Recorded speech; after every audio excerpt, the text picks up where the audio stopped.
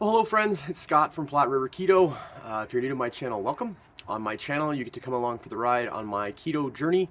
I check in with you at least once a week to update you on my keto progress. And I try to check in with you at least one other day during the week, usually something that I've learned about the ketogenic diet, but sometimes just something that I've learned about this little journey that we call life. Today is Monday, January 2nd, 2023. Happy 2023, everyone. And you're getting yet another bonus video from Platte River Keto this week. Why? Because I'm in bonus day number 2 in Utah. If you can see behind me, there is a lot of snow here in Utah. There is also a lot of snow in Wyoming. Wyoming is closed. Maybe not all of Wyoming, but I-80 Wyoming is closed. So I am in Utah again today. I was planning on going home yesterday morning. We left my father-in-law's house here in Utah, and we drove for a total of 3 hours, and we got to my father-in-law's house here in Utah. We drove a little over an hour, found out that the road was closed in Rock Springs, Wyoming. I-80 was closed. And so we turned around, and we came back, and guess what?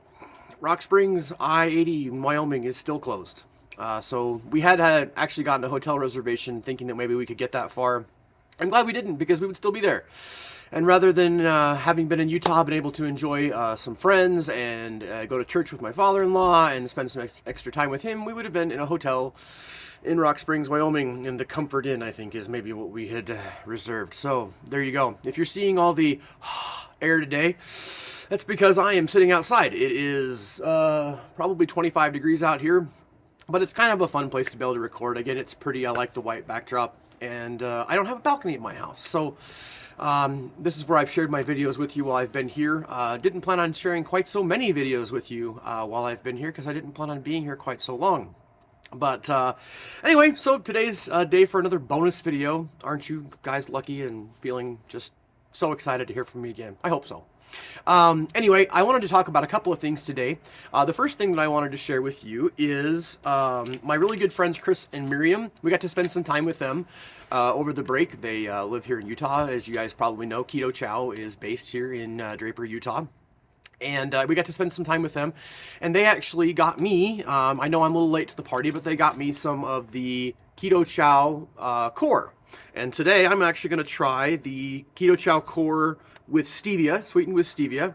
And I'm going to go ahead and try that and let you guys know what I think about it. Most of you who follow my channel know that I love Keto Chow. I don't have any problem with dairy, and I don't have any problem with sucralose. It's sweetened with sucralose, and there's dairy in it. The Keto Chow Core is dairy-free, and obviously, as you guys read on the package, this particular type is sweetened with stevia. They also have an unsweetened kind, so you can sweeten it yourself. I have no problem with the dairy that's in the regular Keto Chow, and I have no problem with the sucralose. So I love Keto Chow. I love the regular Keto Chow flavors. I probably don't see myself being a regular consumer of the Keto Chow Core because I like the other kind. Now, having said that, I haven't tried it. I'm about ready to try it, and if I just think it's the best thing since sliced bread, oh, that's something we don't ever have. If I think it's the best thing out there, then maybe I will switch to the Keto Core, but I doubt it. Everybody that I've heard that's already reviewed it, it's great. It's a great option for people who don't do dairy, and it's a great option for people who don't like sucralose for whatever reason, but I have no reason to get away from the regular Keto Chow because the regular Keto Chow is absolutely fantastic. I feel like I'm almost cheating on my keto diet every time I have Keto Chow, guys. And I'm not just saying that because Chris and Miriam are the most awesome people in the world, because they are the most awesome people in the world. I'm actually going to share a little bit about my experience with them and how fantastic they are in just a little bit. But I want you to know that that doesn't color my review of their product. I think they're fantastic. I think they're amazing. And if I think that the Keto Chow Core is disgusting, I will probably at least be diplomatic about it, but I won't tell you that I love it if I don't. So, anyway, I am about to try it. Here we go in my lovely Keto Chow bottle. We're going to give it a try.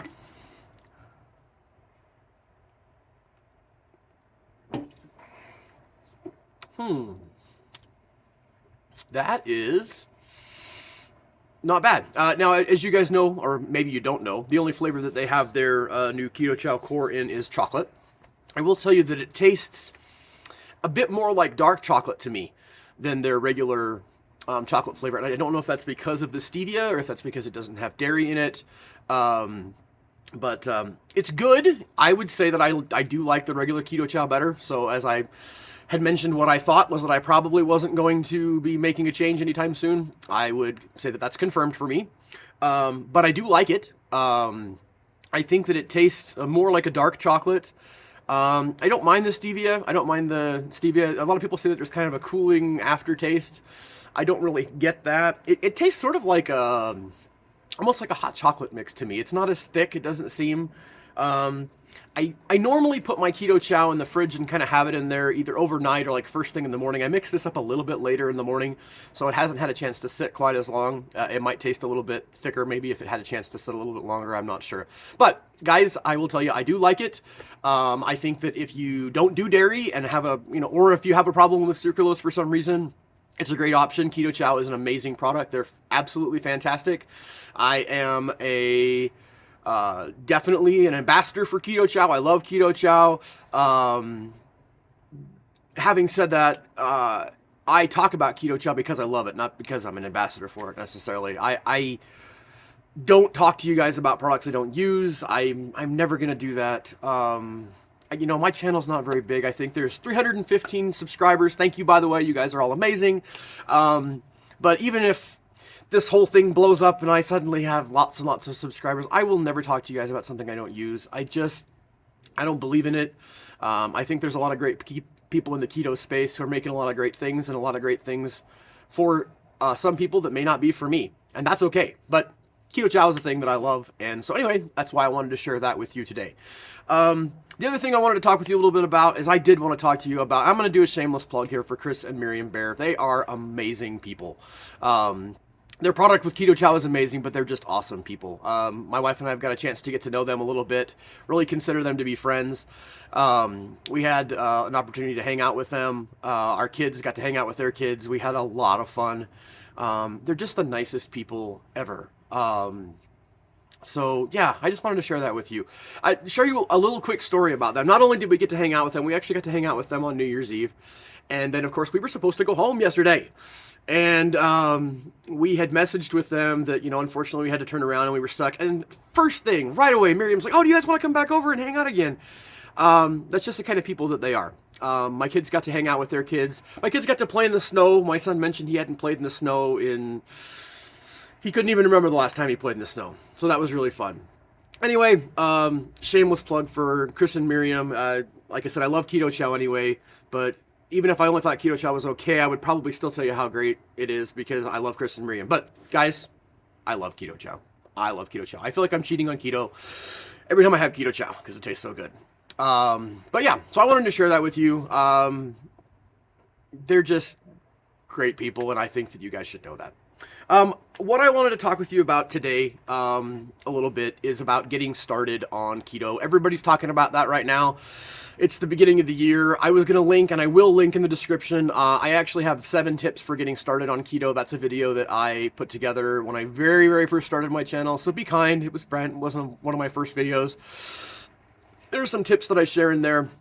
But, if you have found my channel and you're brand new, I want to share just a couple of thoughts about getting started. Again, there are probably better places for you to find a good getting started video than my update. But since I have my bonus time still sitting here in Utah with nothing better to do, I figured I would share a couple of tips with you. First thing, if you've happened upon my channel, you probably know a little bit about the ketogenic diet. But if you happen to not, and I happen to be the first person that you found, the ketogenic diet is a low-carb diet. Try to keep your carbs under 20 grams a day. My version of keto is meat first, and really that's what I really focus on. The carbs that I do get for the most part are from vegetables, with the exception of the Keto Chow product that has a little tiny bit of carbs in it. But the carbs that I get are mostly from vegetables, and that's it. I don't eat bread. I don't eat sugar. I don't eat starchy vegetables, and I don't eat fruit. So getting started on keto, what do you do? Well, what I just said is probably what you do. Keto can be really, really, really simple if you want it to be. And that is, if you're currently on the standard American diet, get rid of the bread, get rid of the sugar, focus on eating meat first, and you can sprinkle in some vegetables. We're talking leafy green vegetables here, not the starchy vegetables. And that's what I would do to get started. It's easy. I take that back. It's simple. It's not easy. Um, it can be very difficult to make a change over from the standard American diet to eating keto. Keto is a very simple diet, but keto is not an easy diet. And I think that sometimes we interchange those two words, and they don't mean the same thing. So keto is simple, but keto is not easy. But some recommendations that I would have, as a general rule, and these are going to be repeats, I think, of some of the things that I shared in my video that's going to be linked. So if you feel like it's a repeat, it's good to hear things more than once. But as a general rule, with keto, we try not to snack. Try to eat till you're full. A lot of people eat only 2 times a day. So intermittent fasting is pretty popular in the keto community, having lunch and dinner and that kind of being it. That is what I do. Some people don't. Some people eat 3 meals a day. But one of the things about keto is we want you to eat until you're full. Having said that, when you get started, you are probably used to the standard American diet. That's like eat 6 meals, eat 6 small meals a day, or eat 3 meals and have 2 snacks a day. So if you've been doing that, you're already going to put a big enough shock to your system by switching over to eating just meat and vegetables and getting rid of the carbs. If you need to snack, have some go-to keto snacks available to you. There are a lot of options out there that are good. I'll tell you some that I like. I like cheese sticks. I like beef jerky.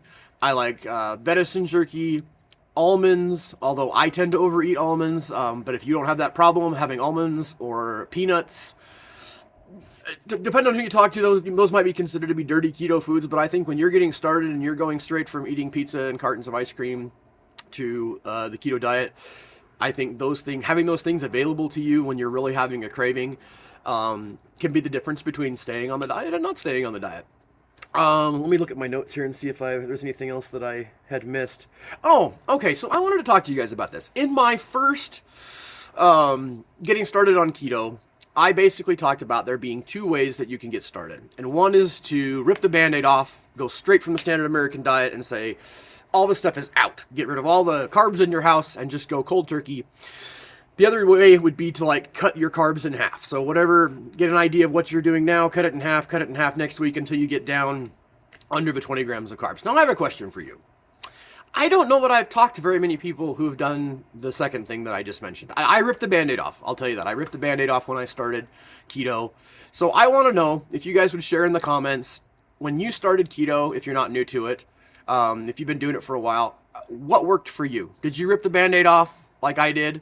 Or were you one of those people who was able to step it down on the carbs and step it down on the carbs and step it down on the carbs? The reason that I ask that is I haven't heard very many people who do that and have success. So I wonder if I'm telling people that because I think that it might work for you, because I don't think everybody is exactly like me. So I want to put options out there for you, but I haven't talked to a lot of people who've done that.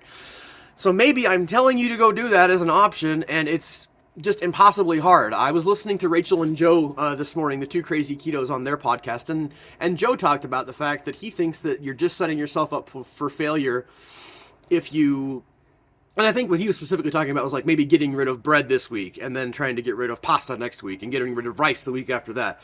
Rachel kind of pointed out that if you got rid of one of those things, you're probably just going to eat more with one or the other of those things, and so you're probably never going to make any progress. So I guess it's not a direct correlation, because what I'm talking about is just cutting your overall carbs in half, but I just wonder if that works.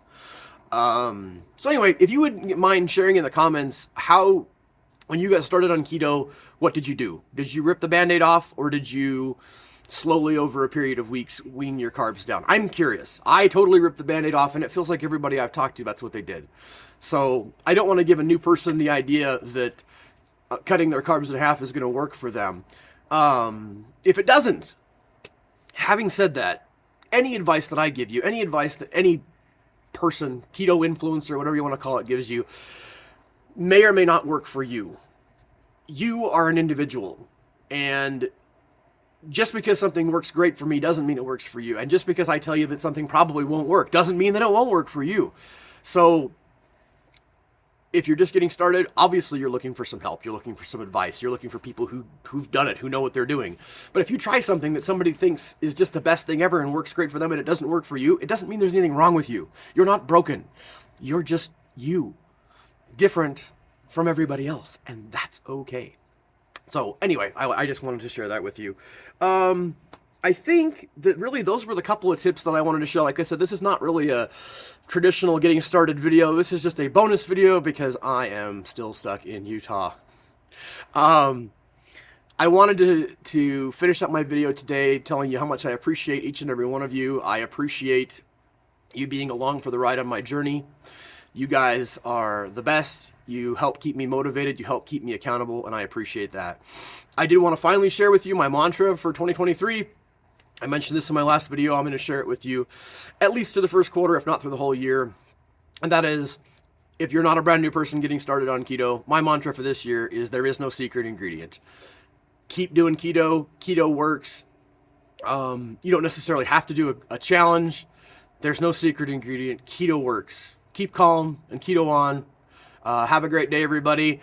And you may even get one more video from me this week before my weekly check-in as I'm driving home tomorrow, depending on how bad the roads are and how hard I have to focus on getting home. So, yeah, again, keep calm, keto on. Have a great day.